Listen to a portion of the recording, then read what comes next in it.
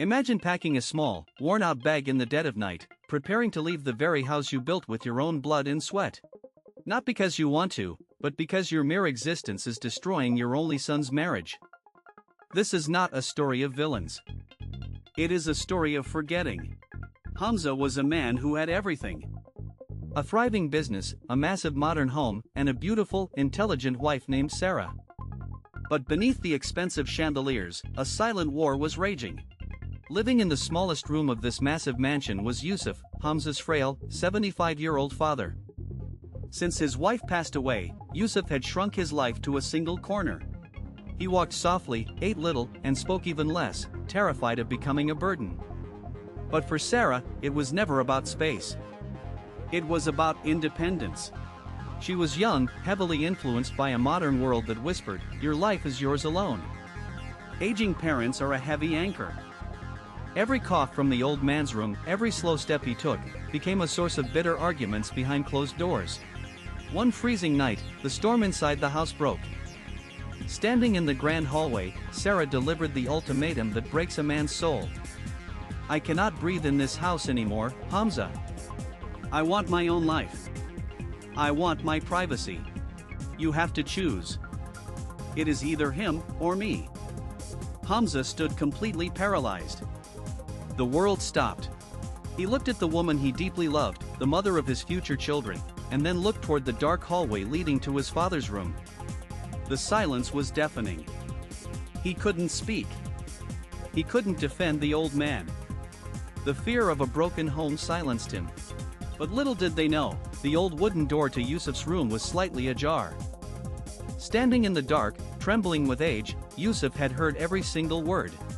His son's silence didn't make him angry. It absolutely broke his heart. He saw his boy drowning in agony, and a father's instinct is always to save his child, even if it means drowning himself. So, at 3 in the morning, while the house slept, Yusuf put on his old woolen shawl.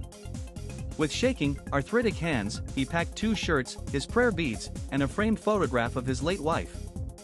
He left a small note on the kitchen counter, quietly unlocked the heavy front door, and walked out into the freezing, unforgiving winter night. Morning came. Hamza woke up with a heavy heart, preparing for another day of tension. He walked into the kitchen and saw the folded piece of paper. The handwriting was shaky. "My beautiful son," the note read. "A father's greatest joy is seeing his child's home filled with peace. My time is passing, but your life is just beginning. Do not fight with your wife because of me. I am going to the old age home in the city. Tell Sarah I am sorry for taking up so much space. May Allah bless your home." Hamza dropped the paper. His heart stopped beating. The air was sucked from his lungs. In an instant, the veil of his wealthy, modern life was ripped away, and a buried memory hit him like a violent wave. He was 6 years old again. It was a freezing winter, much like today. Hamza had a severe fever, and they had no money for medicine. He remembered his father selling his only warm coat at the market, shivering violently in the icy wind, just to buy Hamza's medicine and a small toy to make him smile. The man who had sold his only shield against the cold to save his son, was now walking in the freezing winter, thrown out by the son's silence. A guttural, agonizing cry tore from Hamza's throat. He fell to his knees on the marble floor, weeping so violently that he couldn't breathe. The sound of his broken sobs echoed through the massive, empty house. Sarah ran out of her room, terrified. She saw her husband collapsed on the floor, clutching the letter to his chest like a dying man. When she read the shaky handwriting, the sheer gravity of her cruelty struck her soul like lightning. She looked at the empty hallway. The old man hadn't fought back. He hadn't cursed her. He just left to save her marriage. Without wearing a coat, Hamza sprinted out of the house into the freezing morning.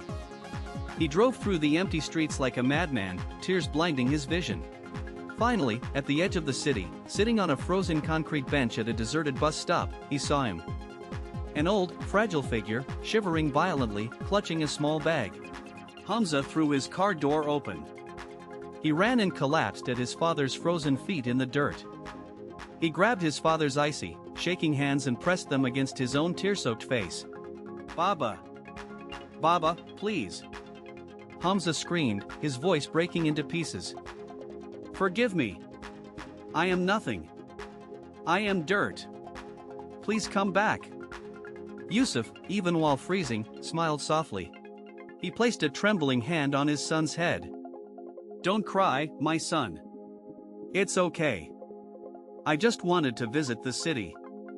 Right then, another car screeched to a halt. It was Sarah.